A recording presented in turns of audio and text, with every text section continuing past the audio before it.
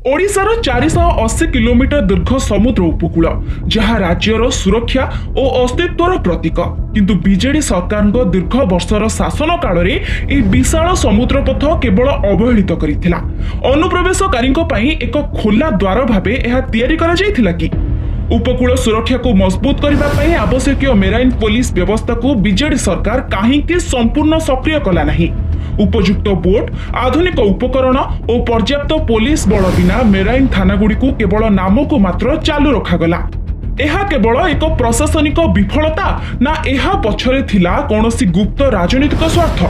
जलपथ दे ओडिशा सीमा भीतर को रोहिंग्या और बांग्लादेशी अनुप्रवेशकारी निरवेश प्रवेश चलीथिला। उपकूलिया जिला गुड़िकरे बेआईन भावे सेमानंकु स्थायी बासिंदा करिवार सुजोग दिया जाउथिला। आउ ई सबु किछि करागला केवल गोटिए कारण पई, गेंडा दलर भोट बैंक प्रस्तुत करिबा पई। सीएजी बारंबार चेतावनी सत्वे बीजेडी नेतृत्व नीरवद्रष्टा साजिले। राज्यर सुरक्षा और जनसंख्यागत संतुलन को बाजी लगाई निज राजनीतिक फायदा पाई समुद्र सीमा को सुरक्षाहीन करी छाड़ी दियागला। आज जेतेबेले वर्तमान सरकार समुद्र उपकूल सुरक्षा पाई मेराइन पुलिस मुतयन करबाकू जाउछंती, देखिबे गेंडालिया एहाकू नै विरोध करिबे आ जातीय सुरक्षा सह बुझाबणा करी सस्ता राजनीति करिबे।